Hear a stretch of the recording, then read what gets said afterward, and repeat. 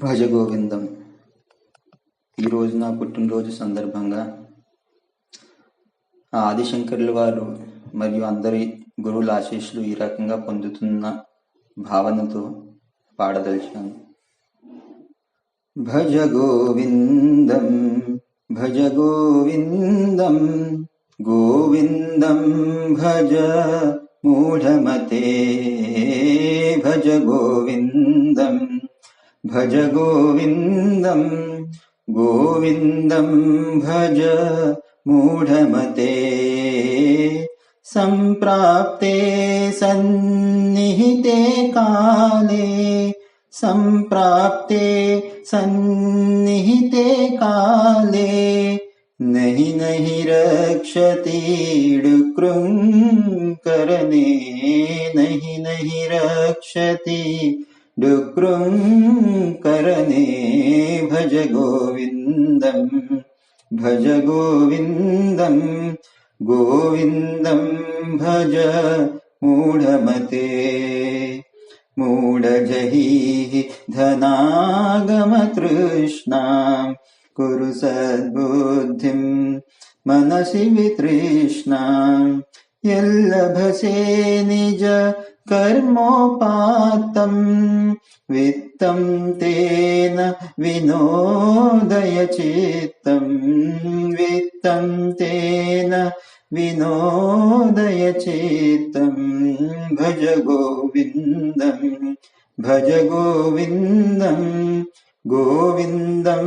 భజ మూఢమతే నారీస్తనభర నాభిదేశం దృష్ట్వా మాగా మోహావేశం ఏతన్మాంసవసాది వికారం మనసి విచింతయ వారం వారం భజ గోవిందం భజ గోవిందం గోవిందం భజ మూఢమతే నళినీదలగత జలమతి తరళం నళినీదలగత జలమతి తరళం తద్వజ్జీవితం అతిశయ చపలం విద్ధి వ్యాధ్యభిమానగ్రస్తం లోకం శోకహతం చ సమస్తం భజ గోవిందం భజ గోవిందం గోవిందం భజ మూఢమతే యావద్విత్తో పాచనసక్తః స్థావన్నిజ పరివారో రక్తః పశ్చాజ్జీవతి జర్జర దేహే వార్తా కోపి న పృచ్ఛతి గేహే భజ గోవిందం భజ గోవిందం గోవిందం భజ మూఢమతే యావత్ పవనో నివసతి దేహే తావత్ పృచ్ఛతి కుశలం గేహే గతవతి వాయో దేహాపాయే గతవతి వాయో దేహాపాయే భార్యా బిభ్యతి తస్మిన్ కాయే భజ గోవిందం భజ గోవిందం గోవిందం భజ మూఢమతే బాలస్తావత్ క్రీడాసక్తః తరుణస్తావత్ తరుణీశక్తః వృద్ధస్తావత్ చింతాశక్తః వృద్ధస్తావత్ చింతాశక్తః పరిబ్రహ్మణి కోపి నాశక్తః భజ గోవిందం భజ గోవిందం గోవిందం భజ మూఢమతే కాతే కాంతా కస్తే పుత్రః సంసారోయమ तीव विचित्रः तस्य त्वं कः कुत आयातः तत्त्वं चिन्तय तदिह भ्रातः भज गोविन्दम् भज गोविन्दम् गोविन्दम् भज मूढमते सत्सङ्गत्वे निस्सङ्गत्वम् सत्सङ्गत्वे निस्सङ्गत्वम् निस्सङ्गत्वे निर्मोहत्वम् निस्सङ्गत्वे निर्मोहत्वम् निर्मोहत्वे निश्चलतत्वम् निर्मोहत्वे निश्चलतत्वम् निश्चलतत्वे जीवन्मुक्तिः निश्चलतत्वे जीवन्मुक्तिः भज गोविन्दम् भज गोविन्दम् गोविन्दम् भज मूढमते वयसि गते कः कामविकारः शुष्के नीरे कः कासारः क्षीणे वित्ते कः परिवारः क्षीणे वित्ते कः परिवारः ज्ञाते तत्त्वे कः संसारः ज्ञाते तत्त्वे कः संसारः भज गोविन्दम् भज गोविन्दम् गोविन्दम् भज मूढमते मा कुरु धनजन यौवनगर्वम् हरति निमेषात् कालः सर्वम् मायामयमिदम् अखिलम् हेत्वा मायामयमिदम् अखिलम् हेत्वा ब्रह्मपदम् त्वम् प्रविश विदित्वा भज गोविन्दम् भज गोविन्दम् गोविन्दम् भज मूढमते दिनयामिन्यौ सायं प्रातः शिशिरवसन्तौ पुनरायातः कालः क्रीडति गच्छत्वायुः कालः क्रीडति गच्छत्यायुः तदपि न मुञ्चत्याशावायुः भज गोविन्दम् भज गोविन्दम् गोविन्दम् भज मूढमते काते कान्ता धनगतचिन्ता वातुल किं तव नास्ति नियन्ता त्रिजगति सज्जन सङ्गतिरैका भवति भवार्णव तरणे नौका भज गोविन्दम् भज गोविन्दम् गोविन्दम् भज मूढमते जटिलो मुण्डे लुञ्छितकेशः काषायाम्बर बहुकृतवेषः पश्यन्नपि च न पश्यति मूढः उदरनिमित्तम् बहुकृतवेषः भज गोविन्दम् भज गोविन्दम् गोविन्दम् भज मूढमते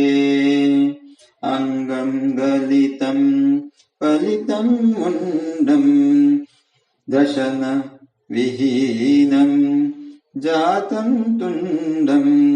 वृद्धो याति गृहीत्वा दण्डम् तदपि न मुञ्चत्याशापिण्डम् भज गोविन्दम् भज गोविन्दम् गोविन्दम् भज मूढमते अग्रे वह्निः पृष्ठे भानुः अग्रे वह्निः पृष्ठे भानुः रात्रौ चुबुकसमर्पितजानुः करतलभिक्षस्तरुतलवासः तदपि न मुञ्चत्याशापाशः भज गोविन्दम् भज गोविन्दम् गोविन्दम् भज मूढमते कुरुते गङ्गा सागरगमनम् व्रतपरिपालनमथवा दानम् ज्ञानविहीनः सर्वमतेन ज्ञानविहीनः सर्वमतेन मुक्तिम् न भजति जन्मशतेन मुक्तिम् न भजति जन्मशतेन भज गोविन्दम् भज गोविन्दम् गोविन्दम् भज मूढमते सुरमन्दिरतरु मूलनिवासः शय्याभूतलम् अजिनम् वासः सर्वपरिग्रह भोगत्यागः कस्य सुखम् न करोति विरागः भज गोविन्दम् भज गोविन्दम् गोविन्दम् भज मूढमते योगरतो वा भोगरतो वा योगरतो वा भोगरतो वा सङ्गरतो वा सङ्गविहीनः सङ्गरतो वा सङ्गविहीनः यस्य ब्रह्मणि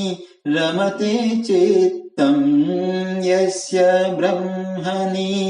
रमते चित्तम् नन्दति नन्दति नन्दत्येव नन्दति नन्दति नन्दत्येव भज गोविन्दम् भज गोविन्दम् गोविन्दम् भज मूढमते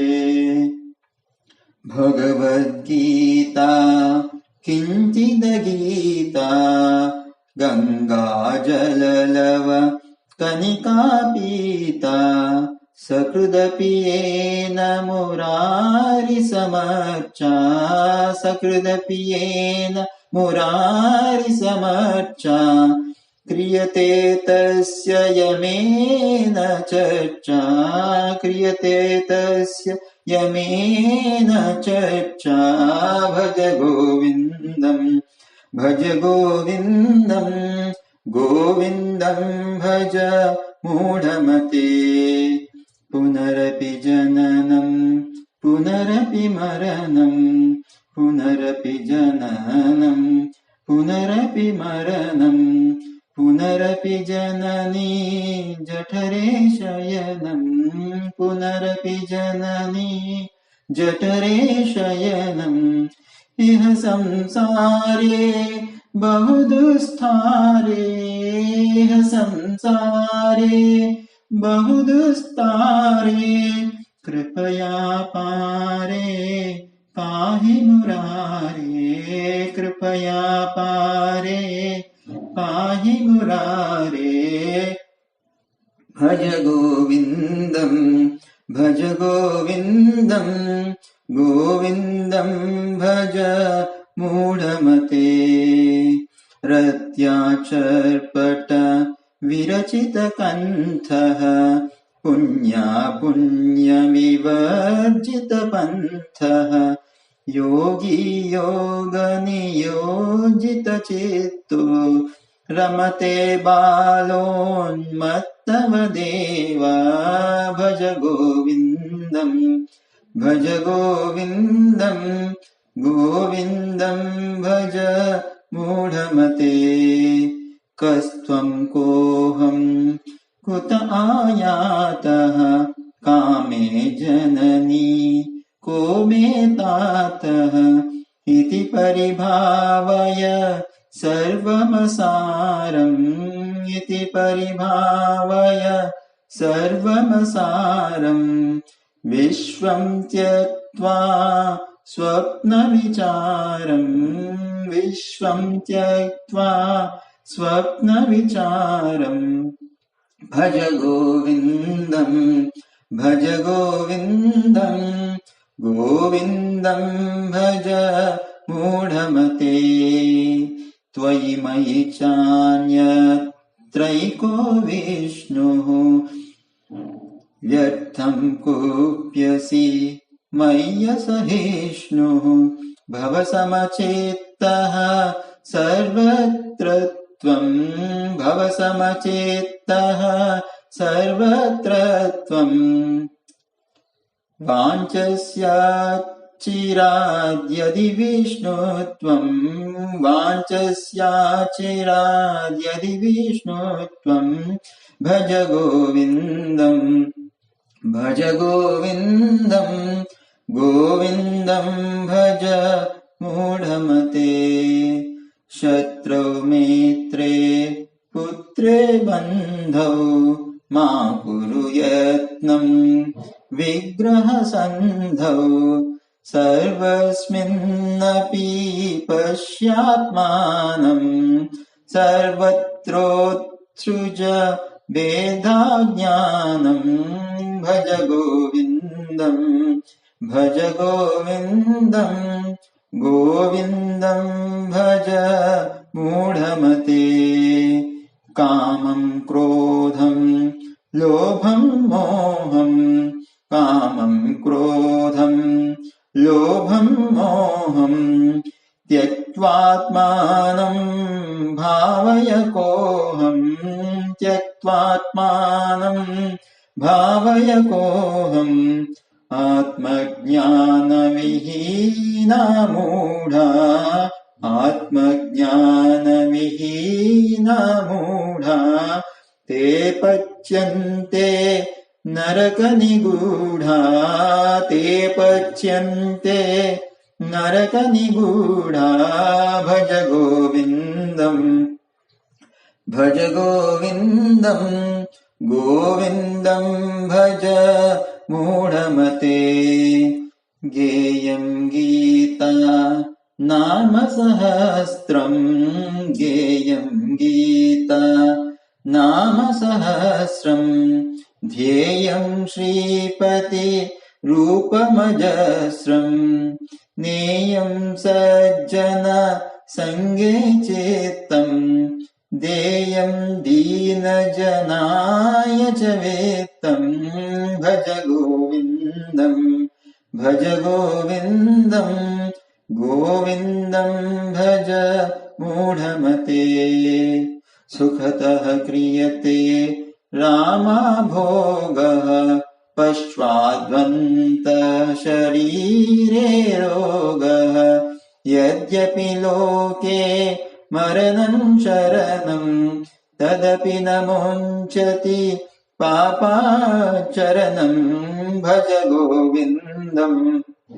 भज गोविन्दम् गोविन्दम् भज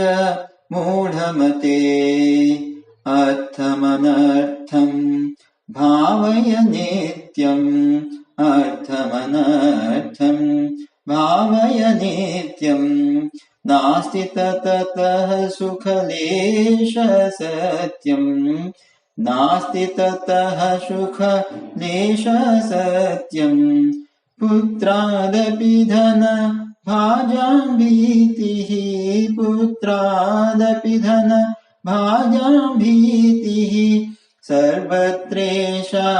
विहिरीतिः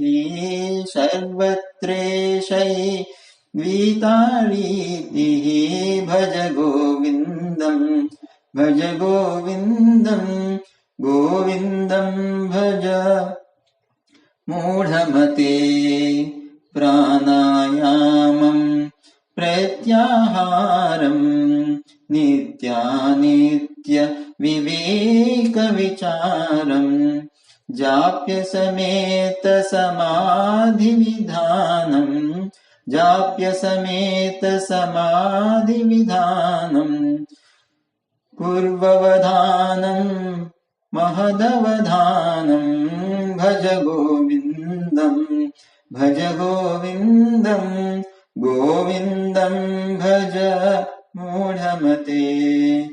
गुरुचरणाम्बुज निर्भर देहे गुरुचरणाम्बुज निर्भर भक्तः संसाराद च चिराद् भवमुक्तः संसारात् चिराद् भवमुक्तः सेन्द्रियमानस नियमादेवं सेन्द्रियमानस नियमादेवं द्रक्ष्यसि निज हृदयस्थं देवं द्रक्ष्यसि निज हृदयस्थं देहं भज गोविन्दं भज गोविन्दं गोविन्दं भज मूढमते मूढः कश्चन वैयाकरणो डुक्रुङ्करणाध्ययनधुरीनः श्रीमच्छङ्कर भगवच्छिष्यै बोधित आसीच्चोदितकरणः भज गोविन्दं भज गोविन्दं गोविन्दं भज मूढमते नामस्मरणादन्योपायं नामस्मरणादन्यमुपायं नाहि पश्यामो भवतरणे नहि पश्यामो भवतरनो भज गोविन्दं भज गोविन्दं गोविन्दं भज मूढमते भज गोविन्दं भज गोविन्दं गोविन्दं भज मूढमते गोविन्दं भज मूढमते।